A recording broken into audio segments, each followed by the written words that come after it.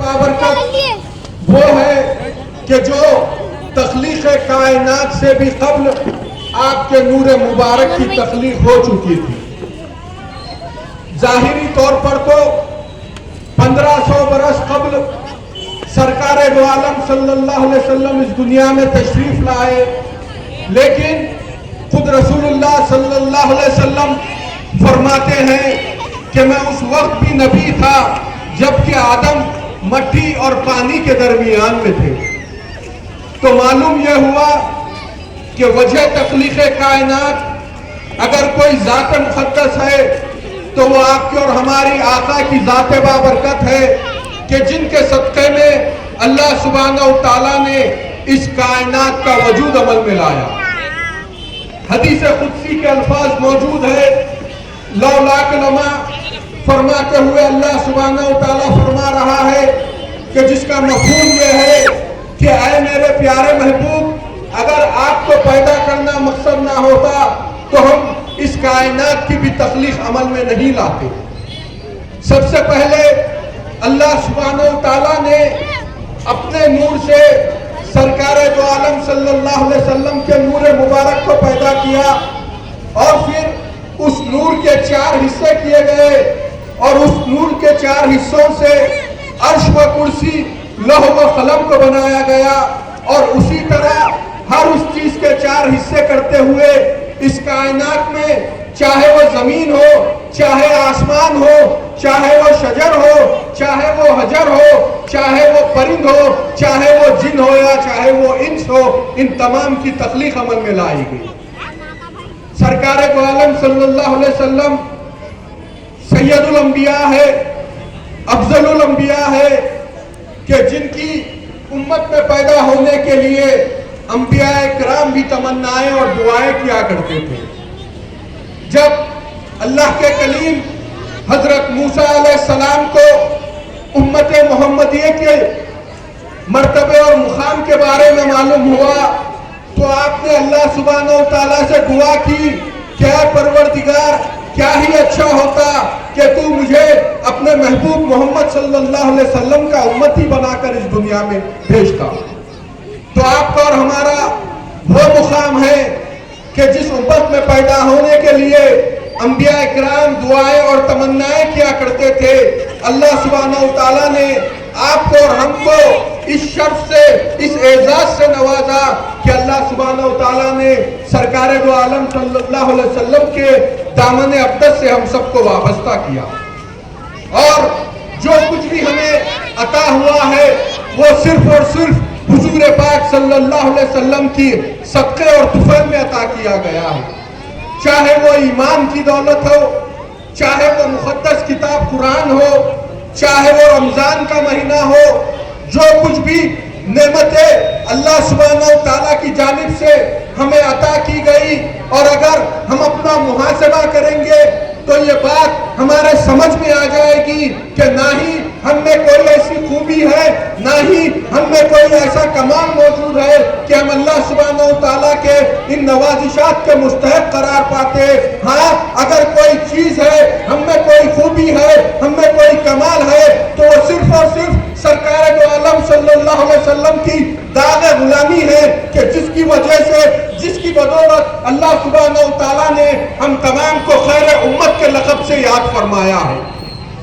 بے شمار انبیاء اکرام گزرے ہیں، کم و بیش 1,24,000 کی تعداد بتائی جاتی ہے، لیکن ان میں سے کسی بھی نبی یا رسول کی امت کو اللہ سبحانہ و تعالیٰ نے خیر امت کے لقب سے سرفراز نہیں فرمایا. یہ صرف اور صرف آپ کو اور ہمیں یہ اعزاز ملا ہے، اور یہ سرکار دو عالم صلی اللہ علیہ وسلم کے مقدس نالین کے صدقے میں ملا ہے کہ اللہ تعالیٰ نے قرآن مجید جیسی مقدس کتاب میں ہم تمام کو خیر امت کے لقب سے یاد کیا ہے. معزز حاضرین کرام، اللہ سبحانہ و تعالیٰ کی بارگاہ میں ہم جتنا بھی ہدیہ تشکر ادا کریں گے کم ہوگا کہ اللہ تعالیٰ نے ہمیں ایک ایسے نبی محتشم صلی اللہ علیہ وسلم کی امت میں پیدا کیا ہے جو نہ صرف ہمارے نبی ہے بلکہ تمام انبیاء اور مرسلین کے امام و مقتدا بھی ہے. اور حاضرین اکرام، माह रबीउल अव्वल शरीफ का महीना है, अख्ताम की तरफ रवा दवा है, एक हफ्ता रह चुका है। हमें चाहिए कि इन लम्हात को गनीमत जाने।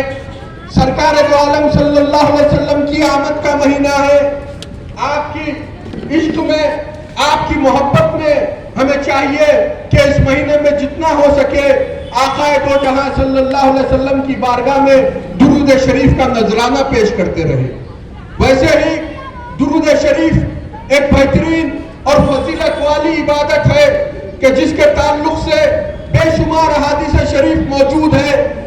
दुरूद शरीफ बतलाया गया है कि दुरूद शरीफ पढ़ने से घर में बरकतों का नुज़ूल होता है, तंगदस्ती से छुटकारा हासिल होता है, बीमारियों से शिफा मिलती है, परेशानियों से छुटकारा मिलता है और सबसे अहम चीज रसूलुल्लाह सल्लल्लाहु अलैहि वसल्लम का कुर्ब खास हमें हासिल होता है।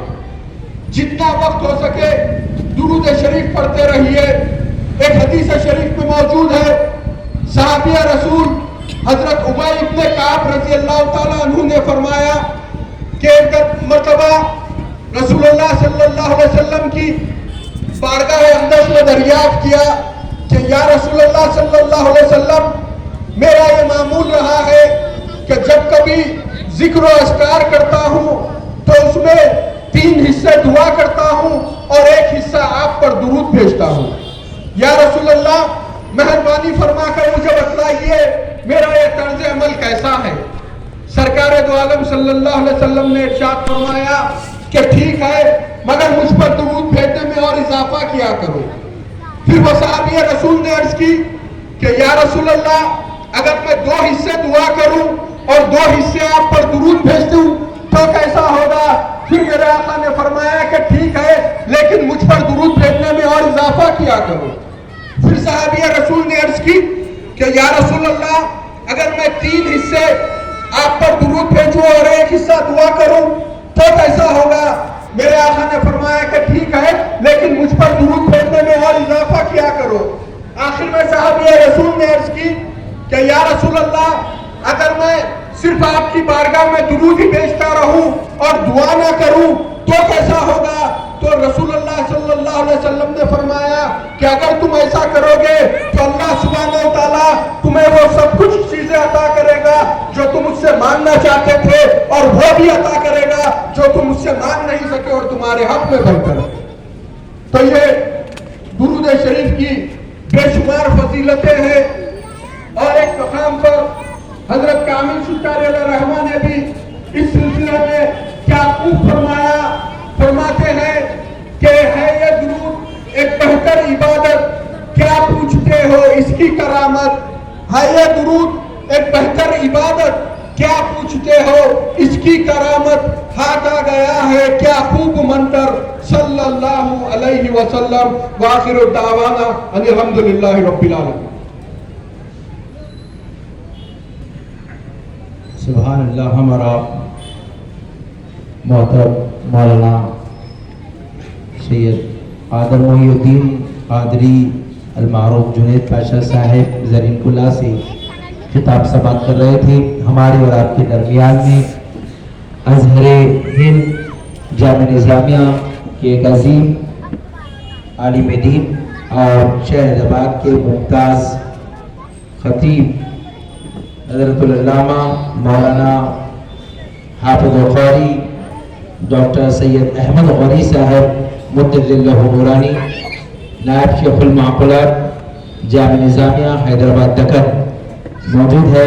मैं बिला ताख़ीर हज़रत से मुल्तमिस हूँ कि जल्द से रहमतुल लिल आलमीन सल्लल्लाहु अलैहि वसल्लम से मुखातिबत फरमाए।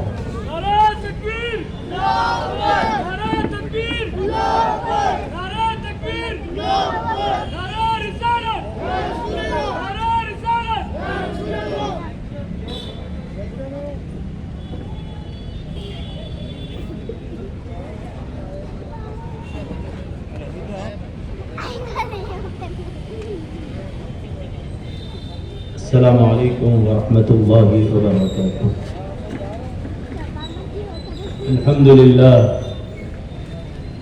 अल्हम्दुलिल्लाह रब्बिल आलमीन والصلاة والسلام على أشرف الأنبياء والمرسلين سيدنا ونبينا ومولانا محمد وعلى آله الطيبين الطاهرين وأصحابه الأكرمين أجمعين.